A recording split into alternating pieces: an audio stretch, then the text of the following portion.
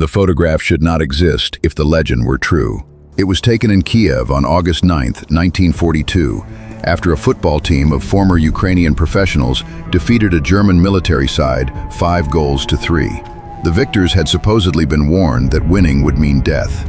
Soviet retellings would later place armed guards around the stadium, turn the referee into an SS enforcer, and send the players from the final whistle toward execution. But in the photograph, men from both teams stand together. No one is being dragged away. No firing squad waits behind them. The players of FC Start would return to their jobs, drink together that evening according to some accounts, and play another match 1 week later. Several of them would still die under Nazi rule. That is what made the story so useful. The deaths were real, the match was real. The threat, the immediate revenge, and the clean line connecting victory to execution were something else. A legend built from the space between those facts. The truth of the so-called death match is not that nothing happened.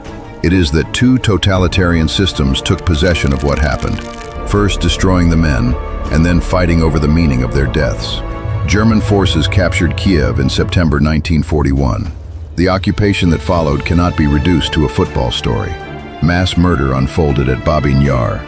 Jewish residents were annihilated. Prisoners of war died in enormous numbers. Civilians faced hunger, forced labor, arrest, and deportation. Against that landscape, organized sport returned. Occupation authorities permitted matches involving local clubs and teams drawn from German and Allied military units. Football offered distraction and an appearance of ordinary life. It also exposed a contradiction. The occupiers claimed political and racial superiority, yet local players could defeat German teams in public. The team that became FC Start formed around Kyiv's bread factory number 1. Its central figure was goalkeeper Mykola Trusevich, a former Dynamo Kyiv player. Other former Dynamo footballers found work there, joined by men with connections to Lokomotiv Kyiv, and several players employed elsewhere in the occupied city. The bakery offered more than a workplace. Employment documents and access to food could mean survival. The factory's manager, Joseph Kordik, encouraged the formation of a team. Under the name Start, the players began competing in June 1942. They were not 11 anonymous starving laborers suddenly discovering forgotten talent. Many had played at a high level before the war, nor were they all members of one pre-war Dynamo squad. FC Start was a wartime combination shaped by occupation, employment, and whoever remained available in the city. They were extraordinarily successful. Documented matches show Start defeating Ukrainian opponents, Hungarian military teams, a German artillery side, and a German railway team. Winning was not itself unique. Local teams sometimes beat occupation forces, but Start kept winning, and spectators could invest those victories with meanings no official poster needed to state. For people living under curfew and terror, a goal could become a temporary reversal of power. On August 6th, Start faced Flakelf, a team associated with German anti-aircraft personnel. Start won 5-1. A rematch was arranged for August 9th at the Zenit Stadium. Posters announced that Flakelf would return with a strengthened lineup. Around 2,000 spectators may have attended, paying for the chance to see whether the German side could reverse the humiliation. This is where evidence and legend begin to separate. In the famous version, an SS officer entered Start's dressing room before kickoff. He displayed a weapon, ordered the Ukrainians to perform the Nazi salute, and warned them to lose. During the match, the German referee ignored attacks on Start's players. At halftime, more threats followed. Start returned to the pitch anyway, scored 5 goals, and chose national honor over life. Surviving players later denied receiving an order to lose. Makar Honcharenko, one of Start's leading players, said no official had blackmailed the team into surrendering the match. Eyewitness reconstructions also challenged images of attack dogs, a stadium surrounded by machine guns, and an immediate arrest after the final whistle. There may have been a German referee, and he may have spoken to the team about rules or the expected greeting. But reliable evidence does not establish the named officer, loaded pistol, or explicit death threat described in later dramatic accounts. Even the claim that Start deliberately refused a Nazi salute belongs to contested memory, rather than secure documentation. The match itself was real. Flakelf scored first. Start responded, and by halftime the local side led 3-1. The second half ended 5-3. The details of every foul and goal have been reshaped by decades of retelling, but the result is not in serious dispute. Then came the photograph. A German photographed members of the two teams together after the match. Their posture cannot prove that the occupation was benign or that no player felt fear. People can smile under coercion, but the image destroys the simplest version of the legend. They were not taken directly from the field and shot in their red jerseys. On August 16th, FC Start played the Ukrainian club Rewrote and defeated it 8-0. 2 days later, arrests began at the bakery. The timing invited an obvious conclusion. The Germans had waited just over a week, then punished the players for humiliating Flakelf. That causal line became the emotional core of the deathmatch story. The surviving record does not prove it. German authorities had stronger security reasons to investigate some former Dynamo players. Dynamo sports organizations were historically linked to Soviet internal security institutions. Under occupation, that association could mark a former player as a potential NKVD member, intelligence contact, or saboteur. Some post-war testimony blamed Georgy Shvetsov, connected to Rewrote, for denouncing the Dynamo men after his team's 8-0 defeat. According to this version, he identified their pre-war NKVD affiliation to the Gestapo. It is plausible, but it remains an allegation reconstructed through later interrogation records, not a fully proven chain of command. The arrests themselves were selective. Former Lokomotiv players were not treated exactly like the former Dynamo men. Other footballers who appeared for Start were not arrested merely because they had participated. That pattern weakens the idea that the 5-3 score alone determined who would live or die. Mykola Korotkik suffered the first of the deaths most closely associated with the team. He had a history of service in an NKVD unit, although later stories that the Gestapo found an active officer's identity card on him are not firmly established by the surviving Soviet files.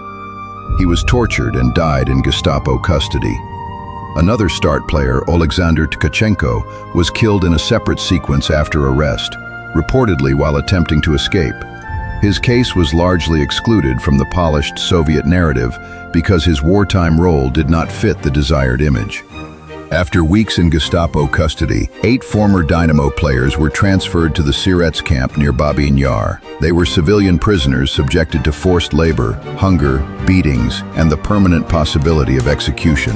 Their assignments differed. Some worked on road crews, others repaired shoes or performed electrical work outside the camp, occasionally receiving food from relatives. The distinction matters because the myth compresses months of imprisonment into a single theatrical punishment. In reality, their world narrowed gradually: arrest, interrogation, transfer, labor, and uncertainty. On February 24, 1943, more than 6 months after the Flakelf match, Mykola Trusevich, Ivan Kuzmenko, and Alexei Klimenko were shot with a group of prisoners at Syrets. Their bodies were reportedly thrown into the killing ground at Babyn Yar. Why that group was selected remains uncertain. Different accounts describe retaliation for an escape, conflict involving the camp commandant's dog, refusal to participate in an execution, or a partisan act against a repair facility. Another version says prisoners were lined up and every third man was chosen. None of these explanations has been established strongly enough to present as the single proven cause.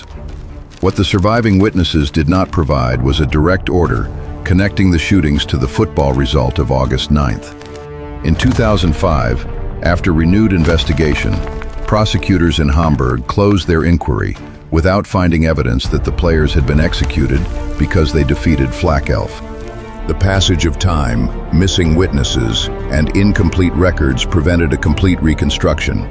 Failure to prove the link does not prove that every German official forgot the match. It means the famous revenge narrative cannot be treated as established history. This does not make Trusevich, Kuzmenko, Klimenko, or Korotkik less deserving of memory.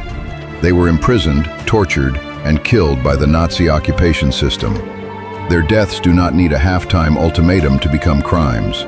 But post-war storytelling demanded a cleaner structure. When Soviet forces retook Kyiv in November 1943, Authorities inherited a city filled with morally dangerous questions. Who had resisted? Who had collaborated? Who had taken German employment because there was no other way to eat? Football under occupation could be interpreted as courage, accommodation, propaganda, or all three at once. The surviving start players did not return automatically as heroes. Some faced NKVD interrogation and surveillance. Men associated with the occupation police received prison sentences. Pavlo Komarov left Kiev with the Germans and later emigrated to Canada. Whether his departure was voluntary or forced remained disputed. The state that would celebrate the death match first examined its survivors as possible collaborators. The legend developed in stages, not through one order issued by Stalin immediately after liberation. In November 1943, writer Lev Kasil reported the deaths of Dynamo players in Izvestia, but did not yet construct the famous match-to-execution narrative. The term deathmatch appeared in print after the war. Fiction then supplied what the fragmented evidence lacked: clear villains, a direct warning, a conscious decision to win, and martyrdom as the price. Novels published in 1958 helped solidify the story. The 1962 Soviet film The Third Half carried it to a mass audience. The photograph of the relaxed teams was not part of that public memory. Neither were the complicated biographies of men who survived, worked under German administration, served in the local police, or fell under Soviet suspicion. By the mid-1960s, the official account became more structured. 4 dead players were honored posthumously. 5 survivors received medals. Monuments followed, and the old Zenit ground became associated with FC Start. This detail exposes another exaggeration in modern debunking. Soviet memory did not consistently claim that every member of the team had been executed immediately after the game. The state eventually honored named survivors. What remained essential was the causal myth. The men had been punished because their victory represented conscious resistance to German power. For the survivors, public recognition came with boundaries. Makar Honcharenko sometimes repeated elements of the sanctioned story during the Soviet era, then rejected its central threat narrative after censorship weakened. Others stayed away from the mythology or were omitted because their lives did not fit it. We should be careful even here. It is easy to replace one simple story with another, to imagine officials forcing every survivor to attend ceremonies at threat of imprisonment. The Soviet system controlled publication and rewarded approved narratives, but the degree of pressure on each player cannot always be documented. Memory can change through fear, loyalty, trauma, opportunity, and repetition, without a written order telling every witness exactly what to say. The mythology survived because it answered emotional needs on both sides of the Cold War. For Soviet audiences, the match demonstrated that ordinary citizens would choose death before submission. For Western filmmakers and writers, it offered an irresistible sports plot: prisoners against Nazis, brutality against skill, and one game carrying the weight of freedom. Later films did not always portray FC Start directly, but the structure echoed through popular culture. The real history is harder to package. FC Start played under occupation and defeated military teams. The players may not have entered the stadium expecting execution, but they knew German power surrounded every part of their lives. Their victory mattered to spectators even without an official political declaration. Days later, men connected to the team were arrested. Several were tortured or killed. Others survived Nazi imprisonment only to face suspicion under Soviet rule. That is not the destruction of a heroic story. It is the recovery of human beings from inside one. Trusevich was more than the goalkeeper who supposedly shouted a final slogan before execution. Honcharenko was more than a witness who either confirmed or denied a legend. The players were athletes, workers, prisoners, survivors, and men making choices inside systems that punished ambiguity. The photograph after the match therefore carries more weight than the fictional pistol. It shows the exact moment before history divided into 2 narratives. On one side stands the legend: win, refuse the salute, die immediately, become immortal. On the other stands the documented sequence: another match, selective arrests, uncertain accusations, months at Syrets, executions whose immediate cause remains unresolved, and survivors whose biographies complicated every monument. The legend offers perfect courage. The record offers something less perfect and more real. Was the Soviet myth a necessary tribute that preserved the names of men murdered by the Nazis? Or did it commit a second injustice by replacing their actual lives with a politically useful death? Tell us where remembrance becomes propaganda in the comments. Subscribe to The Modern Ledger and continue to the next case, where the archive contradicts the monument. The scoreboard survived. The truth had to wait.